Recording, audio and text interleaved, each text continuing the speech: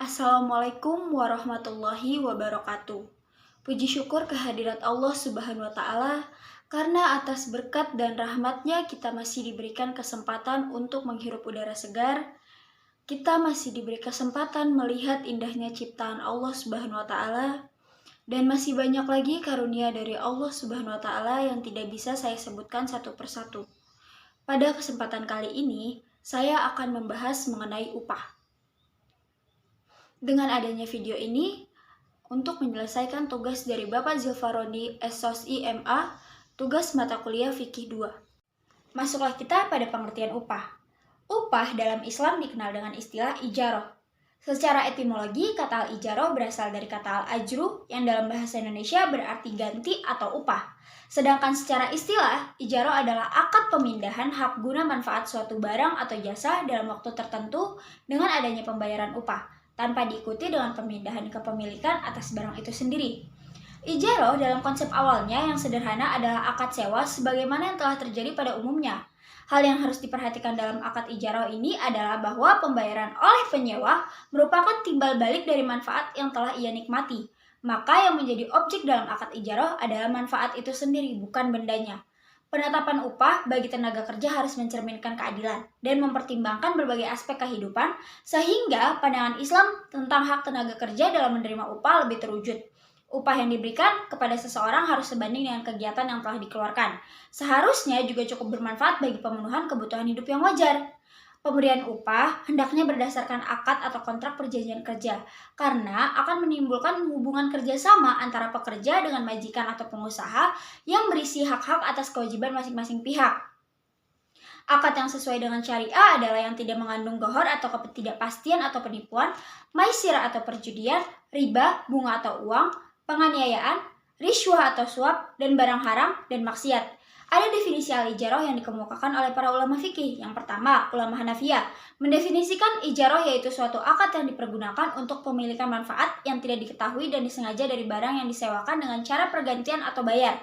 Kedua, Labib MZ, yang dimaksud ijaroh adalah memberikan suatu barang atau benda kepada orang lain untuk diambil manfaatnya dengan perjanjian yang telah disepakati bersama oleh orang yang menyewakan dan oleh orang yang menerimanya, bahwa orang yang menerima barang itu harus memberikan imbalan sebagai bayaran atas penggunaan manfaat barang yang telah dipergunakan dengan beberapa syarat dan rukun tertentu. Masuklah kita pada dasar hukum dari al-ijaroh ini. Yang pertama, ada Al-Quran Surat Al-Baqarah ayat 233. Disebutkan, yang mana artinya, dan jika kamu ingin anakmu disusukan oleh orang lain, maka tidak ada dosa bagimu apabila kamu memberikan pembayaran menurut yang patut. Bertakwalah kamu kepada Allah dan ketahuilah bahwa Allah Maha melihat apa yang kamu kerjakan. Ayat tersebut menjelaskan bahwa dalam membayar upah kepada pekerja harus sesuai dengan apa yang telah mereka kerjakan dan sesuai dengan ketentuan yang telah disepakati. Jika kalian menghendaki agar bayi kalian diserahkan kepada wanita yang bersedia menyusui, maka hal ini boleh dilakukan. Tetapi kalian harus memberi upah yang sepantasnya kepada mereka. Apabila upah diberikan tidak sesuai, maka akadnya menjadi tidak sah. Pemberi kerja hendaknya tidak curang dalam pembayaran upah, harus sesuai dan jelas agar tidak ada salah satu pihak yang dirugikan. Kedua, ada as-sunnah. Di samping ayat Al-Quran, ada beberapa hadis yang menegaskan tentang upah. Hadis Rasulullah SAW menegaskan. Artinya, dari Ibnu Umar, ia berkata, telah bersabda Rasulullah SAW, berikanlah upahnya kepada seorang pekerja sebelum keringatnya kering. Hadis riwayat Ibnu Majah. Ketiga, landasan ijma. Umat Islam pada masa sahabat telah berijma bahwa ijaroh dibolehkan sebab bermanfaat bagi manusia. Segala sesuatu yang dapat mendatangkan manfaat, maka pekerjaan itu menjadi baik dan halal. Para ulama tak seorang pun yang membantah kesepakatan ijma ini. Sebagaimana diungkapkan Said, dan atas disyariatkannya sewa menyewa umat Islam telah sepakat dan tidak dianggap serius pendapat orang yang berbeda dengan kesepakatan ijma para ulama ini.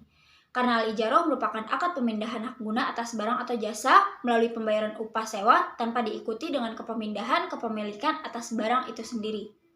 Yang keempat ada dasar hukum undang-undang. Bab 1 Pasal 1 Angka 30 UU Nomor 13 Tahun 2003 tentang Ketenagakerjaan menegaskan upah adalah hak pekerja atau buruh yang diterima dan dinyatakan dalam bentuk uang sebagai imbalan dari pengusaha atau pemberi kerja kepada pekerja yang ditetapkan dan dibayarkan menurut suatu perjanjian atau peraturan perundang-undangan, termasuk tunjangan bagi pekerja dan keluarganya atas suatu pekerjaan dan jasa yang telah atau akan dilakukan.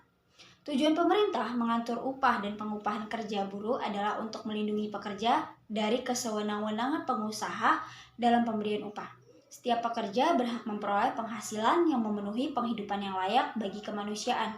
Pekerja menerima upah dari pemberi kerja secara adil dan tidak merugikan salah satu pihak dan dilindungi oleh undang-undang. Peran pemerintah dalam hal ini adalah menetapkan kebijakan pengupahan yang melindungi pekerja atau buruh agar dapat memenuhi kebutuhan hidup pekerja maupun keluarganya. Berdasarkan uraian yang sudah saya sampaikan tentang dasar hukum, dalil-dalil, dan juga dasar perundang-undangan yang berkenaan dengan masalah pengupahan atau al-ijarah, sebagaimana telah diuraikan di atas, maka tidak ada lagi keraguan tentang kebolehan mengadakan transaksi sewa-menyewa atau upah-mengupah. Dengan kata lain, sewa-menyewa diperbolehkan dalam hukum Islam maupun perundang-undangan apabila bernilai secara syar'i dan tidak merugikan pihak pekerja atau buruh. Terlebih dahulu akan dijelaskan perbedaan antara rukun dan syarat sewa-menyewa menurut hukum Islam yang dimaksud dengan sewa-menyewa. Syarat-syarat akad ijarah adalah 1. Pelaku ijarah haruslah berakal. 2. Keridhaan pihak yang berakad. Ketiga, objek al-ijarah diserahkan secara langsung dan tidak cacat. Keempat, objek al-ijarah sesuatu yang dihalalkan oleh syara. Dan yang kelima adalah objek al-ijarah berupa harta tetap yang dapat diketahui. Apabila syarat yang saya sebutkan di atas sudah terpenuhi, maka akad sewa-menyewa telah dianggap sah menurut syara. Sebaliknya, jika syarat tersebut tidak terpenuhi, maka sewa-menyewanya dianggap batal. Adapun menurut jumhur ulama, rukun ijarah ada 4. Yang pertama akid, orang yang berakad. Kedua sigot, dan yang ketiga upah, dan yang keempat adalah manfaatnya. Masuklah kita pada materi sistem pengupahan, pelaksanaan upah, dan gugurnya upah. Yang pertama ada sistem pengupahan. Jika ijarah itu suatu pekerjaan, maka kewajiban pembayaran upahnya pada waktu berakhirnya pekerjaan. Bila tidak ada pekerjaan lain, jika akad sudah berlangsung dan tidak disyaratkan mengenai pembayaran dan tidak ada ketentuan penangguhannya. Kedua, ada pelaksanaan upah. Pelaksanaan upah ini dipengaruhi oleh bentuk dan jenis pekerjaan yang dibagi menjadi beberapa faktor, yaitu 1. Masa kerja, 2. Upah kerja, 3. Tenaga yang dicurahkan saat bekerja, dan yang ketiga adalah gugurnya upah. Kematian orang yang mengupah atau yang diupah tidak membatalkan akad pengupahan. Jika orang yang mengupah meninggal dan permintaannya sudah dikerjakan oleh orang yang diupah, maka keluarganya wajib memberikan upah kepada buruh tersebut. Tetapi kalau buruh yang meninggal sebelum menerima upahnya, maka ahli waris yang menerima upah tersebut. Namun bila buruh meninggal sebelum menyelesaikan pekerjaan, urusannya ada di tangan Tuhan. Gugurnya upah karena kerusakan barang. Penyewaan pekerjaan, jika barang di bawah kekuasaan buruh, maka terdapat 2 hal berikut. Pertama, jika pekerjaan itu memiliki hasil yang jelas pada fisik barang seperti menjahit, mewarnai, dan memutihkan kain, maka wajib memperoleh upah dengan penyerahan hasil yang diminta. Tetapi jika barangnya rusak di tangan pekerja sebelum adanya penyerahan, maka upahnya hilang atau gugur. Kedua, jika pekerjaan tersebut tidak memiliki hasil yang jelas dalam fisik barang seperti tukang panggul dan pelaut, maka wajib memperoleh upah dengan hanya menyelesaikan pekerjaannya, sekalipun belum menyerahkan fisik barang kepada pemiliknya.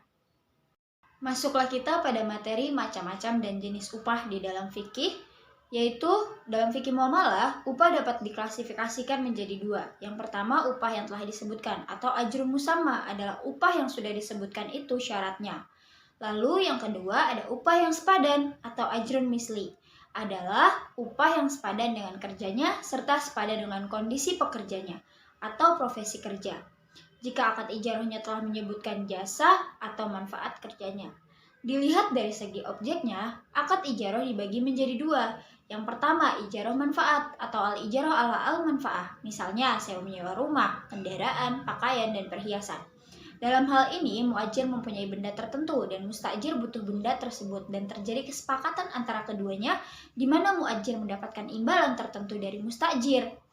Lalu yang kedua, ada ijaroh yang bersifat pekerjaan atau al-ijaroh ala al-a'mal. Ialah dengan cara mempekerjakan seseorang untuk melakukan suatu pekerjaan. Ijaroh seperti ini menurut ulama fikih hukumnya boleh apabila jenis pekerjaan itu jelas seperti buruh bangunan, tukang jahit, dan buruh pabrik.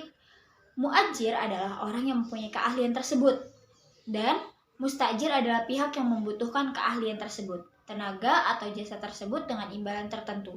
Muajir mendapatkan upah atas tenaga yang ia keluarkan untuk mustajir.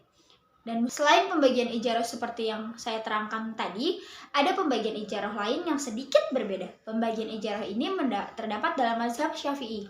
Adapun pembagian ijarah menurut mazhab Syafi'i, yaitu pertama ijarah ain adalah ijarah atas kegunaan barang yang sudah tertentukan. Dalam ijarah ini ada dua syarat yang harus dipenuhi. Pertama, barang yang disewakan sudah tertentu. Sebagai pembanding, tidak sah menyewakan salah satu dari dua rumah tanpa menentukan rumah yang dimaksud. Kedua, barang yang disewakan harus disaksikan oleh kedua belah pihak pada waktu akad atau sebelum akad dengan catatan barang tersebut tidak diperkirakan rusak. Lalu, yang kedua, ada ijarah immah. Ijarah immah adalah ijarah atas jasa atau manfaat yang ditanggung oleh pemilik, seperti menyewa mobil dengan tujuan kota tertentu. Dalam hal ini, jasa yang diakadkan menjadi tanggung jawab pemilik mobil. Akad ini dalam mazhab Syafi'i hampir sama dengan akad pesanan atau salam. Yang harus diperhatikan dalam ijarah ini adalah upah atau ongkos harus dibayar di muka, sama seperti akad pesanan. Materi yang terakhir adalah berakhirnya akad upah. Yang pertama, para ulama fikih menyatakan bahwa akad al-ijarah akan berakhir apabila 1. Objek hilang atau musnah seperti rumah terbakar atau baju yang dijahitkan hilang. 2. Tenggang waktu yang disepakati dalam akad al-ijarah telah berakhir. Apabila yang disewakan itu rumah, maka rumah itu dikembalikan kepada pemiliknya. Dan apabila yang disewa itu adalah jasa seorang, maka dia berhak menerima upahnya. Kedua hal ini disepakati oleh seluruh ulama fikih. Lalu ada menurut ulama Hanafiyah. Wafatnya salah satu seorang yang berakad karena akad al-ijarah menurut mereka tidak boleh diwariskan. Sedangkan menurut jumhur ulama, akad al-ijarah tidak batal dengan wafatnya salah seorang yang berakad. Karena menurut mereka boleh diwariskan dan al-ijarah sama dengan jual beli, yaitu mengikat kedua belah pihak yang berakad. Lalu menurut ulama Hanafiyah, apabila ada uzur dari salah satu pihak, seperti rumah yang disewakan disita negara karena terkait utang yang banyak, maka akad al-ijarah batal. Uzur-uzur yang dapat membatalkan akad al-ijarah adalah salah satu pihak jatuh muflis dan berpindah tempat penyewa. Misalnya, seorang digaji untuk menggali sumur. Sebelum sumur itu selesai, penduduk desa itu pindah ke desa lain. Akan tetapi, menurut jumhur ulama, uzur yang boleh membatalkan akad al-ijarah itu hanyalah apabila objek mengandung cacat atau manfaat yang dituju dalam akad itu hilang, seperti kebakaran dan banjir. Mungkin itu saja yang bisa dapat saya paparkan mengenai materi upah ini. Jika ada salah kata, kepada Allah Subhanahu wa Ta'ala saya memohon ampun, dan kepada teman-teman sekalian saya memohon maaf. Itu saja yang bisa dapat saya sampaikan. Terima kasih atas perhatiannya. Wassalamualaikum warahmatullahi wabarakatuh.